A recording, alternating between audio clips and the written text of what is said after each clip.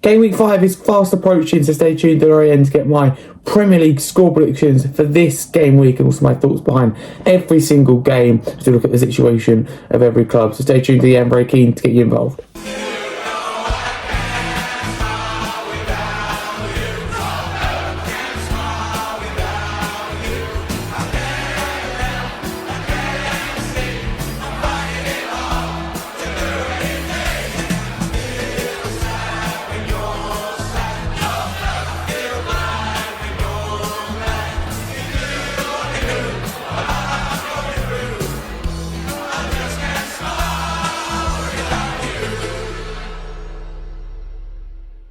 If you're new, please do like and subscribe. Let's get straight into it. The first game of the weekend is at Anfield, Merseyside derby between Liverpool and Everton. This should be a really good game. I think Everton are going to be very competitive this season under David Moyes. Liverpool consistently getting the results, leaving it late though. And that's the thing, Liverpool's performances haven't been there. Burnley, they look okay, but they don't look, oh my God, they're going to break Burnley down. Burnley managed through all that resistance, but then penalty stoppage time. And Liverpool's been a few times here. Atletico Madrid was in 92nd minute, they win it. So Liverpool leaving it late, and you can look at it two ways. I'll look at it both ways. The best teams, I'm talking about champions here, always find a way to get the job done. 9 times out of 10 find a way. And Liverpool have done that. Or you can look at it and go, Liverpool eventually won't get these results if they keep playing as they are. And that is true, but I think Liverpool are only going to get better as the likes of Florian Wirtz gets used to his teammates, gets used to playing for Liverpool. Alexander Isak just introduced him, he's only going to get better. So that's important to know. I think Everton will come here fighting. I think Liverpool in such a strong position in terms of league position, points on the board, squad that they've got. So I can't see any big upset coming at Anfield, but I can see Everton potentially making life difficult for Liverpool. I'll be a bit bold with this one. I'm going to go with 1-1. I really do fancy Everton and David Moyes to have a really good season. So next we move on to Burnley versus Nottingham Forest, 3 p.m. kickoff. Few eyes on this one, and you're thinking, hey, Burnley and Nottingham Forest. Well, Burnley in the situation performances have been good but haven't got the results. Nottingham Forest has been a disastrous start for Ange Postecoglou. There's no two ways about it. If you lose 3-0 in your first Premier League game, even if it be against Arsenal and then get knocked out of the Cup to Swansea, it's not going to be good. And that's the thing, Swansea, a championship side, Forest are 2-0 up and cruising and lost 3-2. They absolutely threw it away. Went into stoppage time winning and lost it 3-2. So it's been a miserable return to English football for Ange Postecoglou. So this one will be interesting. How do I think it's going to go? I'm going to go with 2-2 draw. I think Burnley are going to be, when I say competitive, I think they're going to really fight this year. They're going to be down and out, halfway through the season, down and out, kind of, by April. I don't think it's going to be that case. I think they're going to be fighting right to the very end. 2-2 draw for me, another frustrating result probably for Postecoglou. Brighton versus Tottenham, another 3 p.m. kickoff. Brighton, mixed bag at the start of the season in terms of results. I think for Brighton the performances have been there, but it's about scoring goals. It's about kind of killing off the game. There's been so many times where Brighton haven't been clinical. I don't think Danny Welbeck started the season very well, but for Brighton it just seems ever kind of never-ending, should I say, defensive mistakes. Lewis Dunk, etc., etc. Van Hacke hasn't looked right. Belieber, I think maybe the Man United links have got to his head.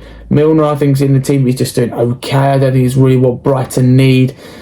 I think like that one, though, I think he's a very good value member of the back line. Verbruggen, I don't think it's been fantastic. So for Brighton, though, generally this season, the performance has been there, but it's no more than that.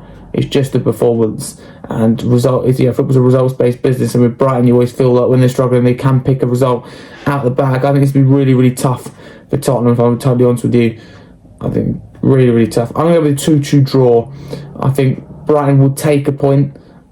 I really do think that. We'll have to see. A lot of pressure on, well, I say a little bit of pressure on Fabian Hurtzler to get his ideas across. The high expectations that Roberto De Zerbi set the club, getting in Europe.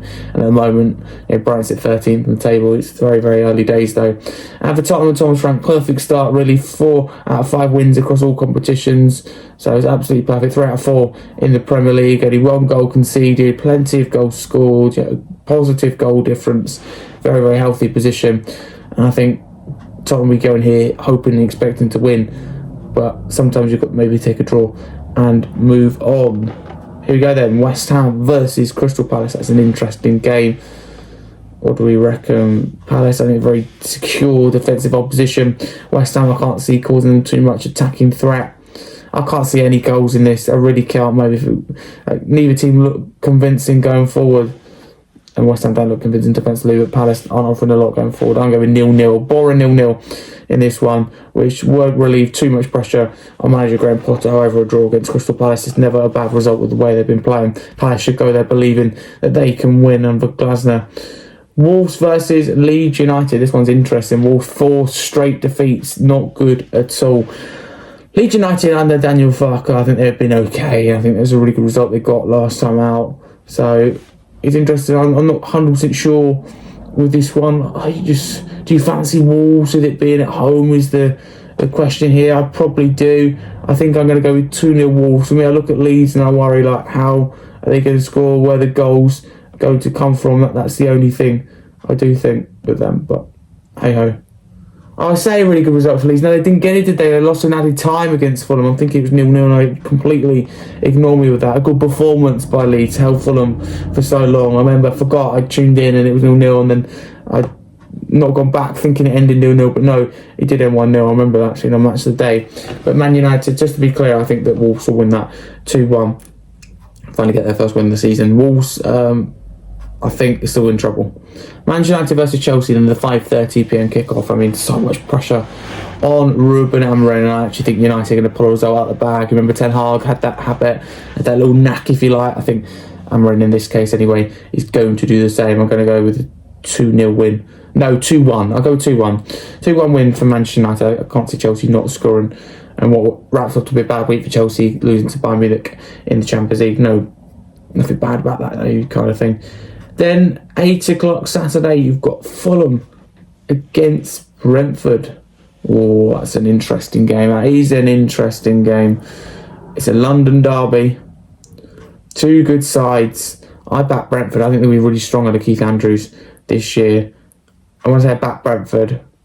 It's only be just. I'm going to go 3-2 to Brentford in this one. Fulham, I think, are going to have a really good season, push in and around Europe. Brentford, I think, will be kind of a mid-table team. There's just something about Brentford at the moment, a bit of momentum under Keith Andrews. So we'll have to see what happens with that one. Then on to the Sunday games. Sunderland versus Aston Villa then. I actually think Aston Villa are going to win 2-0, but I think Sunderland might be fancied in this being at home. The home record is going to be critically important. I think they're really competitive this year. Aston Villa, they desperately need goals, they need points on the board. I think they might get it in this game. I think Sunderland will play well, but I think Aston Villa will kill them on the break. Bournemouth versus Newcastle then. This is an interesting game. And as I've said over a lot of them though, it's important to know. But this is it's a good game. There's no two ways about it. It's two good choices for Sunday 2pm kick on Sky. Bournemouth, what side they are this year. Newcastle as well, I think are really competitive, really good side. I think Bournemouth are going to smash Newcastle. And I say that because nothing against Newcastle. I think Bournemouth are really good this year. So I'm going to go with 4-1 to Bournemouth. I just think that they're going to stun everyone and really push for top 6. Arsenal versus Man City then to end the game week. What an ending that is. Oh, this is tough. I think Arsenal will get the job done. I think they played really well against Liverpool and they conceded for a free kick. They haven't conceded from open play. That tells you all you need to know if you ask me. So, no, I back Arsenal in this one. I'm not sure about score prediction. I'm going to go with just a narrow 1-0 win. I think they managed to hold Manchester City through a real defensive organisation. I think they scored for a set piece, but it doesn't matter for Arsenal in their case if they get the job done. So those are my score predictions. Thank you very much for watching. Let me know what you would change in the comments below, but enjoy game week 5. Hope your team does well. As long as they're not Arsenal, Chelsea or West Ham, all jokes aside, have a good game week. Thank you very much and come back for more.